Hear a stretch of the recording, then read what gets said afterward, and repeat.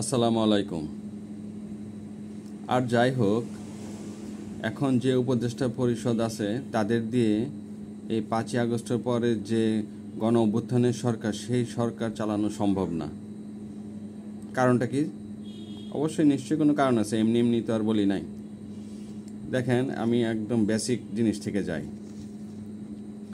বাংলাদেশের মানুষের গড় আয়ু 65 বছর। 60 বছর বয়সে আমাদেরকে রিটায়ারমেন্টে পাঠিয়ে দেওয়া হয় সরকারি চাকরি থেকে। কেন দেওয়া হয়? কারণ 60 বছরের পর মানুষের মস্তিষ্কের যে কার্যক্ষমতা সেটা সেইভাবে কাজ করে না একটা 35, 40, 45 বছর বয়সের লোকদের যেভাবে কাজ করে। তাদের ডিসিশন মেকিংয়ে অনেক ভুল হয়, তারা অনেক ভুলভ্রান্তি করেন, এবং বয়স যত বাড়তে থাকে সেই লোকগুলো আস্তে আস্তে একরোখা হতে থাকে, এবং তারা যেটা চিন্তা করে তারা সেটাই সঠিক মনে করে। যেমন আমাদের শেখ হাসিনা মনে করেছিলেন, এবং উনি যেটা চিন্তা করতেন সেটাই সঠিক, বাকি সব ভুল। আমাদের উপদেষ্টাদের দেখেন, এই যে এখানে যত উপদেষ্টা আছে আমাদের এখন মোটমাট 24 জন উপদেষ্টা, ডক্টর মোহাম্মদ ইউনূস সহ 24 জন উপদেষ্টার মধ্যে যদি আপনি দেখেন 80% উপরে হচ্ছে অ্যাবভ 70 বছরের উপরে। বাংলাদেশের 70 বছরের উপরের লোকজন, 70-75 বছর বয়স, তাদেরকে আপনার মনে হয় যে তাদের সেই অ্যাক্টিভনেস, সেই উদ্দীপনা, সেই উদ্যম আছে যেটা একটা 45-50 বছর বয়সের লোকের আছে? অবশ্যই না। তাহলে তারা আমাদেরকে রিটায়ারমেন্টে পাঠানো হতো না 60 বছর বয়সে। পারে না বলে পাঠানো হয়। দেখেন, ইউরোপ আমেরিকাতে আপনার 70-80 কোনো ব্যাপার না, কারণ তাদের গড় আয়ু বেশি, তারা সুস্থ, স্বাভাবিক, সবল থাকেন। সেই জন্য তাদের দেখা যায় যে ওনারা 80 বছর বয়সেও দেশ পরিচালনা করতে পারেন, যেমন ট্রাম্প করেছিলেন, আবার করবে। কিন্তু দেখেন বাইডেনের বেলায়, বাইডেন পারেন নাই, উনি ছেড়ে দিছেন। এখন বাংলাদেশে যে উপদেষ্টাগুলোকে অবসর থেকে নিয়ে আসা হয়েছে তারা তো অধিকাংশ গত 10 বছর ঘুমাচ্ছিলেন, কোনো কিছুর সাথে ইনভলভ ছিলেন না। ওনাদেরকে ধরে আইনা উপদেষ্টা মণ্ডলী বানাই দিছে। ওনারা যেহেতু বড় বড় আপনার ব্যুরোক্রেট ছিলেন, ওনাদের অনেক ক্ষমতার এক সময় ওনাদের ছিল, সেই ক্ষমতা পাইছে, ওনারা আসছেন। কিন্তু ওনাদের কিন্তু ডিসিশন মেকিং কিন্তু হচ্ছে না, ওনারা সঠিক সিদ্ধান্ত নিতে পারছেন না। কারণ হচ্ছে ওনাদেরকে এখন আমলারা, সচিবরা যা বুঝাচ্ছেন ওনারা তাই বুঝতেছেন। ওনারা নিজেরা কিন্তু ব্রেন স্ট্রমিং করে কোনো সিদ্ধান্ত নেবেন, কোনো সিদ্ধান্ত ওনারা চাপাবেন যে হ্যাঁ এইভাবে করতে হবে, বিপ্লবী সরকার নর্মাল সরকারের মতো চলে না, এই সব জিনিস করতে হবে।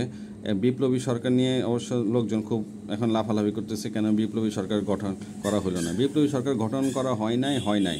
এখন ওটা নিয়ে তো চিন্তা করে লাভ নাই। এখন আপনাকে অবশ্যই স্ট্রিক হইতে হবে। আর আপনি যদি স্ট্রিক না হন তাহলে তো আসলে যে উদ্দেশ্য 5ই আগস্ট দেশ স্বাধীন হয়েছে তার কিছুই হবে না। যেমন ধরেন আপনার স্বাস্থ্য উপদেষ্টা নূরজাহান বেগম,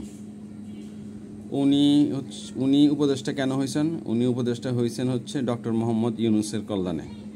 কারণ উনি গ্রামীণ ব্যাংকের প্রতিষ্ঠা থেকে আছেন, উনি গ্রামীণ ব্যাংকের অনেক বড় বড় পদ হোল্ড করছেন, ব্যবস্থাপনা পরিচালক এই টাইপের অনেক কিছু ছিলেন তিনি। সেজন্য ওনার তো অবসর জীবন। ওনার কি আপনার ধারণা স্বাস্থ্য বিষয়ে ওনার কোনো অভিজ্ঞতা আছে? ওনার কিছু আছে? উনি সারা জীবন 40 বছর 45 বছর মাইক্রো ক্রেডিট নিয়ে কাজ করছেন। মাইক্রো ক্রেডিটই ওনার সব কিছু। উনি কিভাবে স্বাস্থ্যের উপরে যাবে? এবং দেখেন আজকে 3 মাস পরেও বৈষম্যবিরোধী ছাত্র আন্দোলনে যারা আহত হয়েছে তাদেরকে রাস্তায় নামতে হচ্ছে সুচিকিৎসার জন্য। এই নূরজাহান বেগমের প্রথম কাজ কী ছিল? নূরজাহান বেগমের প্রথম কাজ ছিল এই জুলাই বিপ্লবে যারা আহত হয়েছে তাদের সুচিকিৎসা করা, সুচিকিৎসার জন্য ফান্ডিং করা, প্রপার যত্ন নেয়া। আপনি প্রতিদিন ডেঙ্গুতে 7-8 জন করে মারা যাইতেছে, কই ডেঙ্গুর তো করতে পারতেছেন না। আপনাকে তো স্বাস্থ্য উপদেষ্টা বানাচ্ছে, আপনি কী করছেন ডেঙ্গুর জন্য? প্রতিদিন মারা যাচ্ছে এবং এটা খুবই ভয়ঙ্কর রূপ ধারণ করতেছে, কিন্তু কিছুই আপনি করতে পারেন নাই। এমনকি আপনার যে প্রধান দায়িত্ব ছিল যারা আহত হয়েছে তাদেরকে চিকিৎসা করানোর জন্য, সেটা আপনি করেন নাই ঠিক মতো। করছেন, খুবই আস্তে আস্তে করতেছেন। আপনাদের সেই অ্যানালগ 70 দশকের অ্যানালগ অ্যানালগে তো আপনার 24-এ চলবে না। এবং আরেকটা মানে সত্য কথা বলি, শুনতে খারাপ লাগলেও, যখন একজন 70+ লোককে দিয়ে আপনি কাজ করাবেন, প্রেশার দিবেন, তারা 2 ঘন্টা কাজ করলে 6 ঘন্টা ঘুমাবে। এটা হচ্ছে সত্য কথা। এখন আপনি একটা চাপাই দিলে তো হবে না। এখন ধরেন হাসনাত সাজিদরা দিনে 2 ঘন্টা ঘুমায়া 22 ঘন্টা কাজ করতে পারবে, কিন্তু ওনারা তো সেটা পারবেন না। ওনারা 8 ঘন্টা কাজ করলে ওনাদের পরে 8 ঘন্টা ঘুমাইতে হবে, নাহলে ওনাদের চোখ খুলতে পারবেন না। এবং যেভাবে আপনার উপদেষ্টাগুলো নিয়োগ করা হয়েছে, চট্টগ্রাম থেকে আপনার 24 জনের 13 জন, এটা তো অবশ্যই ডক্টর মোহাম্মদ ইউনূস সাহেবের বলয় থেকে নেওয়া হয়েছে, কারণ ওনার সাথে ওনাদের কানেকশন আছে, ওনার সাথে জানাশোনা আছে, সেই জন্য ওনাদেরকে নেওয়া হয়েছে। এছাড়া কিন্তু অন্য কোনো কারণ নাই। ওনাদের অভিজ্ঞতা আছে, সব আছে, ওনারা অনেক বড় বড় পজিশনে ছিলেন। কিন্তু জুলাই বিপ্লবের সাথে সরাসরি সম্পৃক্ত অনেক লোক ছিল যারা কোয়ালিফাইড, তাদেরকে তো আপনারা নেন নাই। আপনারা সমন্বয়কদের থেকে কয়েকজনকে নিয়েছেন, ঠিক আছে, এটা আপনার আস্তে আস্তে ওরা শিখবে, কিন্তু তাদেরকে দেওয়া উচিত ছিল আরও ভালো মন্ত্রণালয়গুলা, যেগুলোতে ওরা প্রেশার দিতে পারতো। যুব মন্ত্রণালয় আপনার এটা প্রেশার দিয়ে কিছু হয় না। যুব মন্ত্রণালয় এখন আমাদের ক্রিকেট খেলার সময় না, ক্রিকেট নিয়ে পরে ভাবা যাবে, ফুটবল নিয়ে পরে ভাবা যাবে, ঠিক আছে? তো এইসব জিনিসগুলো কিন্তু হচ্ছে।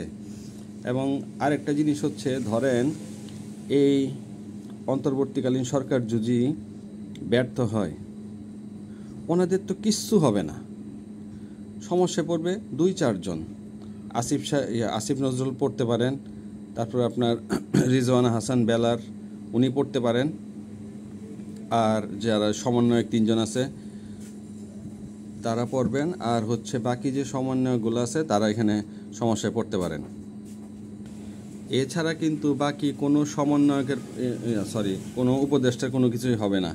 তারা সর্বোচ্চ তাদের যদি কিছু হয় তারা দেশ ছেড়ে অন্য জায়গায় চলে যাবে। কিন্তু যারা ছাত্র মরবে তো তারা। যুদ্ধ অপরাধীর বিচার যত দ্রুত হয়েছে তার চাইতে 10 গুণ দ্রুত তাদের বিচার হবে। তাদের দেখা যাবে 100 বছর জেল হবে, নাহলে ফাঁসি হবে। এই জিনিসটা তো আপনাদের মাথায় নেই, কারণ আপনারা আসছেন, আপনাদেরকে ধরে নিয়ে আসছে, আমি আসতে চাই নাই, কেন ধরে আনছো, এখন আমার মতো করতে দাও। আপনারা তো হচ্ছে আপনার বয়স হয়েছে, আপনারা যা বুঝেন তাই বুঝেন, এর বেশি তো আপনারা বুঝেন না। সুতরাং এখানে দরকার হচ্ছে নতুন ফ্রেশ ব্লাড দরকার, মাঝবয়সী লোক দরকার, যারা বিপ্লবের সাথে সরাসরি ইনভলভ ছিল তাদের দরকার, যারা সাহস নিয়ে কাজ করতে পারবে, যারা কোনো কিছু ভয় পাবে না। বয়স্ক লোকজন প্রায় মানে আপনার একদম রিটায়ারমেন্টে চলে যাওয়া 10 বছর ধরে এইসব লোকজনকে দিয়ে, আর যাই হোক, এই গণ অভ্যুত্থানে সরকার পরিচালনা করা যাবে না। এই জিনিসটা আসলে আমাদের আগে ভাবা উচিত ছিল। এখনও সময় আছে, এখনও কিছু পরিবর্তন দরকার। মন্ত্রণালয় চেঞ্জ করে যেগুলো কম গুরুত্বপূর্ণ ওগুলোতে আপনারা এই নিষ্ক্রিয় লোকজনকে পাঠান, এবং তরুণ তরচাদা ফ্রেশ ব্লাড যে এই বিপ্লবকে ধারণ করে, যার রক্তে এই গণ অভ্যুত্থান বয়ে যাচ্ছে, তাদের এখানে আপনার ইনভলভ করতে হবে। না হলে কিচ্ছু হবে না। সব উপদেষ্টারা যে যার মতো দেশের বাইরে চলে যাবে, যে যার মতো আবার নিজের কাজে ফিরে যাবে। মাঝখান দিয়ে শত শত ছাত্র সমন্বয়ক এবং যারা হচ্ছে অ্যাক্টিভিস্ট ছিল তারা ধরা খাবে, জেল খাটবে, ফাঁসি হবে। এটা হচ্ছে মোদ্দা কথা। সুতরাং আশা করি এই জিনিসগুলো আপনারা বুঝবেন এবং সঠিক সিদ্ধান্ত নেবেন। ধন্যবাদ।